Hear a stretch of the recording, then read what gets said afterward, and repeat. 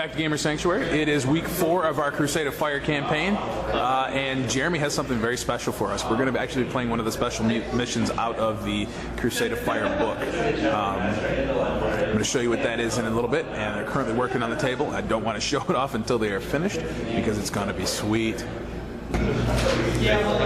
This might not look like much, but it is 750 points. We're playing the Void Span point mission out of the Crusade of Fire. If you aren't familiar with it, check it out. It's got some a lot of fun, neat rules.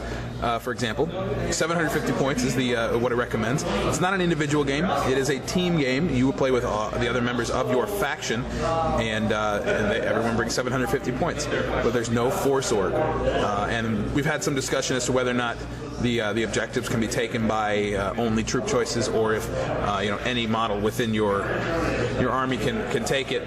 And we've settled on letting any model take objectives, just because you do away with force org that kind of says you don't need to have troops to be scoring units. So anyway, I am bringing three Wraith Lords. We have the 2 yellow ones on the side, Bright Lance missile launcher, just in case I run into some armor. Anyone brings dreadnoughts.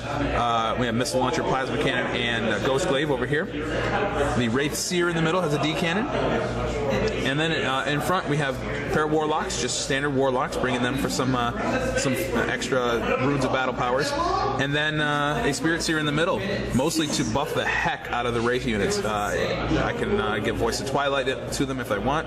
It might not be necessary because of some of the funky movement rules in here. They're going to be pretty fast. He does have the Spear of Tephalus and the Wraith Forged Stone, though, to keep healing those guys up. So 750 points in my Eldar. I have 4 Psychers, and this is going to be fun. We'll talk about the board and some of the rules once they finish setting it up, and hopefully I'll get a look at seeing what some of the other guys are bringing. Here it is. Here's a shot of the table that Jeremy has set up for us. Because the mission is basically a space station, we've commandeered the entire long table here. All the black is space. It is open space. You can travel across it, but if you land in it and you're an infantry model, you're sucked out. And none of us brought flyers, but flyers could zoom around the entire edge and be shooting around the side. All the gray is the actual asteroid space station parts. There are 4 objectives around the board. We got one here, one over there, and one in that far corner. And then there are 8 starting points for all the players. There are 7 of us here, so there's going to be 1 empty one. That's fine. 3 of us are our Prophets of War. I am partnered with 2 Dark Eldar players. It's going to be pretty cool. Of course, here, I was complaining in the last video, Will, that I never get to play against you. Yep. I'm going to play with you this time. How's that? But we have 2... shut up. We got 2 Chaos players. One of them is going to be Blood Angels, proxying as Chaos, I believe. And then 2 Imperial players. I want to get a quick shot of Mike's hobby progress. This is all done within the last week, I believe. All these cyborg miniatures, his honor guard, they're just gorgeous. You can get some better looks at him if you go to the blog, check out the article he wrote. But with no force org, everyone's bringing out some really cool stuff. We're seeing jump troops like crazy because there's 0 gravity.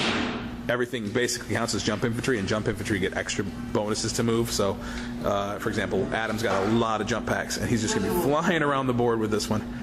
And my Wraith Lords are going to get some nice movement bonuses as well, which is why I did not take Runes of Battle with my Spirit Seer to give him battle focus. They don't need it. They'll be able to go 24 inches or 12 inches in a move. Anyway, we're just rolling to see who's deploying in what side, and then we'll be taking turns. We have 3 teams, so it'll be kind of a top, middle, and bottom of every turn.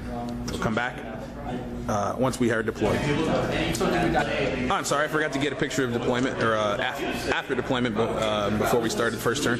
Chaos actually managed to get both of these deployment zones right here. And then moving this way, we have Dark Eldar over here, Space Marines in the Fortress of Redemption, my Eldar next to that Bastion over here, Blood Angels in the far corner over there with Adam, and the other Dark Eldar over here. So I actually managed to get the roll to seize initiative, even though we were supposed to be going second. So the pointy ears all went first for the first turn.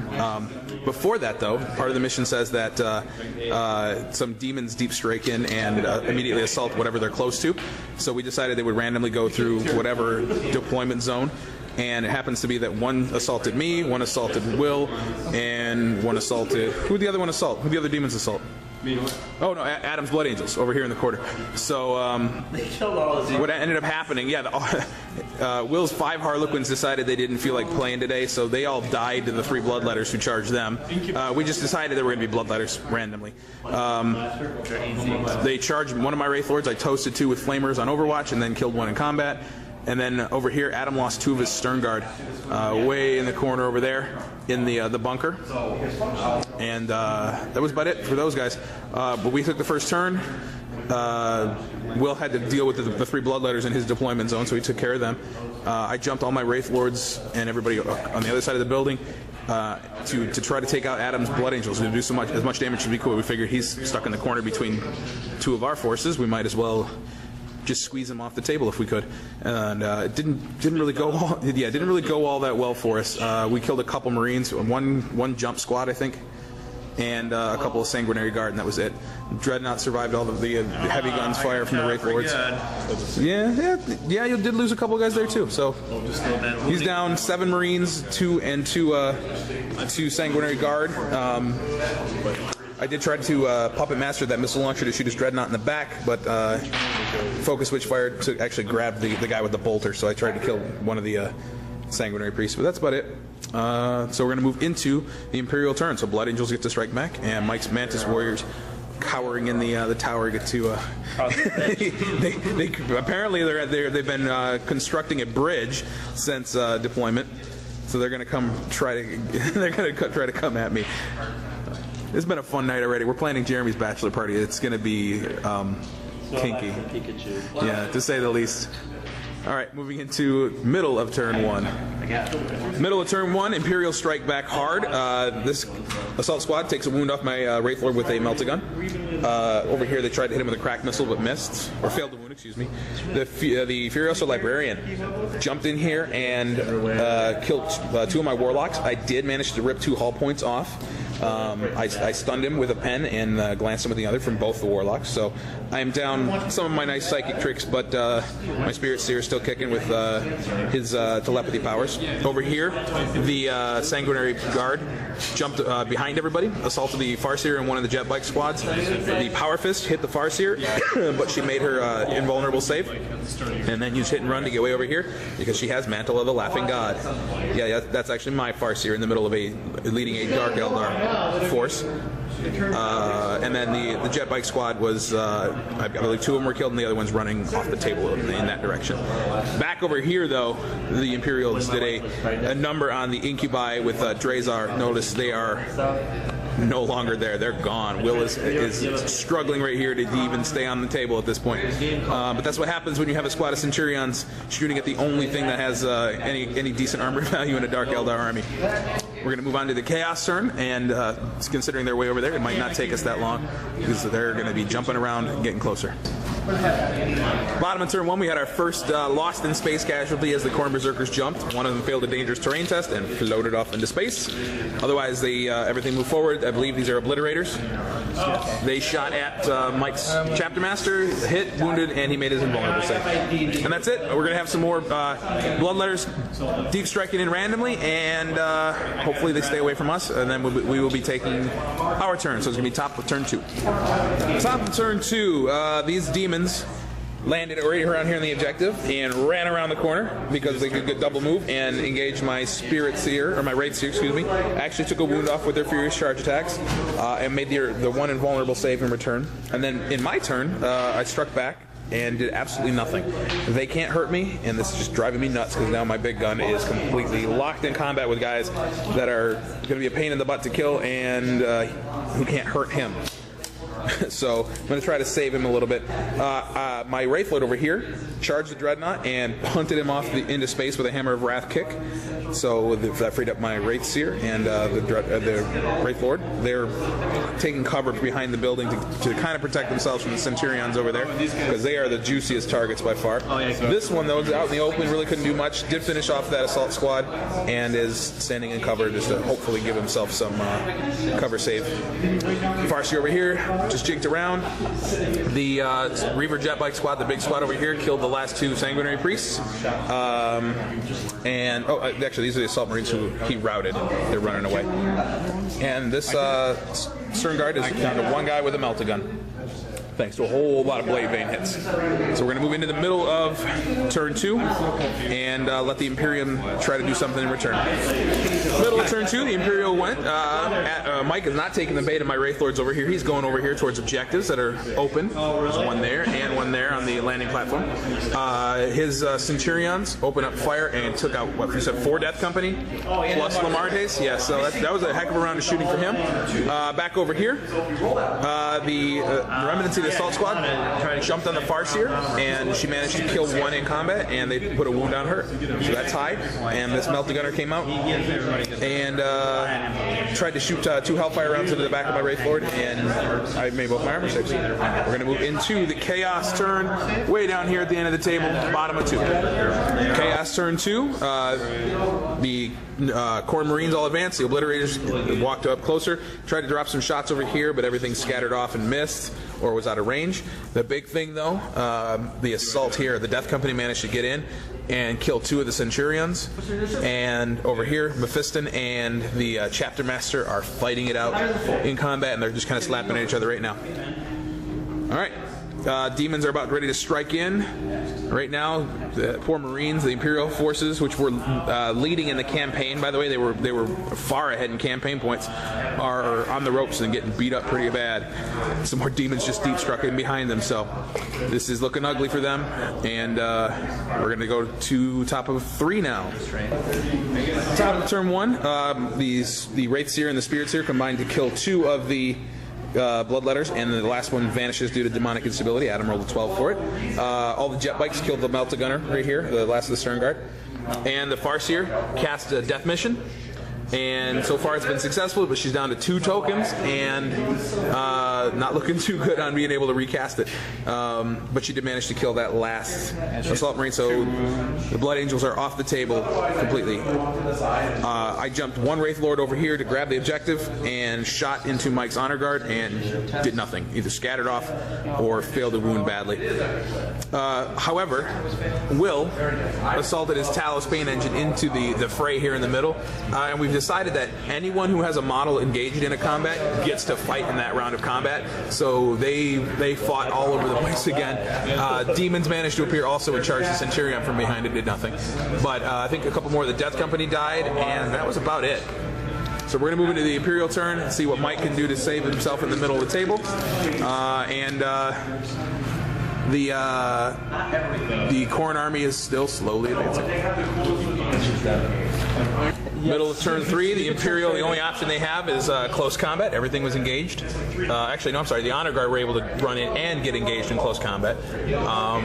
And it looks like some of the Honor Guard are dead, as well as most of the Death Company. There's a single Death Company, and Mephiston and the Chapter Master continue to duke it out. It looks like there's one wound left on the Chapter Master, and that's it. Chaos turn 3 coming up. They did. All right, as it was so eloquently put, the Death Company just got punked in combat here. Jeremy was all going off about how great they were. There's a single Death Company Marine left. Mephiston decided to stop attacking the Chapter Master and come after the Talos, and he got Ichor fisted. He's insta-killed dead. Otherwise, everything else here just kind of keeps spalling. There's not a whole lot of casualties going on. The Raider that was here did get blown up by, I'm assuming it was the shots from, was it the Obliterator shots? Yes, Obliterators. The Obliterators blew up the Raider, but the Khorne Berserkers failed to get into assault. So we're going to move now into the Demon's turn, and then top of turn 4. The Ichor fist? Go ahead. Come on. This is what happened to Mephiston. 3 units of demons. This has been a classy evening, YouTube viewers. 3 units of demons. Coming back in turn 4. Top of turn 4, the Wraith Lords all jumped forward and shot at some of the Berserkers, along with the Kabbalite Warriors who jumped into the trench. Still, what, 4 or 5 Berserkers left, plus the Obliterators. Over here, Will fought off the Demon with his Witches. But back here, some interesting news. The Chaos Lord turned into a Demon Prince because he killed the honor guard champion in a challenge. So that's actually very good for the rest of us because the way he was kitted out, he was quite nasty. And that's it. So we're going to move now into Imperial. Turn 4, and that's all that's left. There's a Centurion and an honor guard being surrounded by the paint engine and some demons, and a demon prince too. Middle of turn 4 coming up. All right, Imperial middle of turn 4 for the Imperial. Mike had 2 models left in combat, and one of them died to the demons. He lost the Centurion to the demons. Didn't do much else. The demon prince did manage to finish off the paint engine, and that's it right here. But they're still stuck in combat with some bloodletters and an honor guard. Chaos is taking bottom of turn 4. All right, big things happen in the middle of the table. The warriors, the Dark Eldar warriors, were killed by the Khorne berserkers, or excuse me, routed. They are still running off the table over here. And the demon prince killed a couple of the demons in the honor guard and took a wound in return. We're going to move into turn 5 and see what we can do. All right, in the top of the Eldar turn 5. I tried to shoot the demon prince to death, and I only managed to drop another wound off him, so he's down to 1. And unfortunately, that's all I could do. Let's see. Pete's jet bikes shot all the berserkers. Shot them a lot, but they managed to survive. All their 3-up armor, plus they have feel no pain from the campaign bonus that they've collected throughout the month. So they managed to live. Farseer was the only one though who managed to get in combat, and she and the champion killed each other. So we're going to move into the bottom of turn 5 because there is no middle anymore, and see if Chaos can't try to get some points back. At this point, though, the Dark Eldar Alliance are holding 2 objectives and 3 drop zones, and it's going to be very difficult for Chaos to do anything other than keep the 2. Or actually, we're holding 3 objectives and 3 drop zones. They might be able to grab that one back from us, but it's unlikely. Bottom of turn 5 centered completely around this objective here. We had the Obliterators shoot and charge into the bikes here. They lost 1 to Overwatch and got in. We're actually just going to call the game before we finish the combat because it is 10-10. The guys at Gamer Sanctuary are nice enough to let us stick around and try to finish this. The biggest thing that happened here is they contested this objective, so it is open. However, Chaos is holding 1, and the what is our faction called? I can't even remember. Prophets of War are holding 2 more. We're holding that one right here in the by the bastion, and the one over there in the corner. So we have 2 objectives to their 1 objective. This one is being contested, and then you have this is a single point drop zone. You got 1 of those, but we have 1, 2, 3 of our own. So we have 3 drop zones and 2 objectives for a grand total of 9 points. And they have 1 objective, 1 drop zone for 4 points, and there's 1 objective still being contested. All in all, though, this was a lot of fun. The multi-assaulting between 3 players was getting kind of crazy. Jeremy, great job putting this together for us. This table is incredible. We're going to try to push them to bring it back, or at least a version of it, for Food Hammer. This will make an awesome themed table. Have some special rules written up for it. But otherwise, thanks again for watching, guys, and taking a break with Crusade of Fire next week, so the bat rep might have to wait a little while. We might just do some quick video of us playing board games this weekend. Who knows? Talk to you later.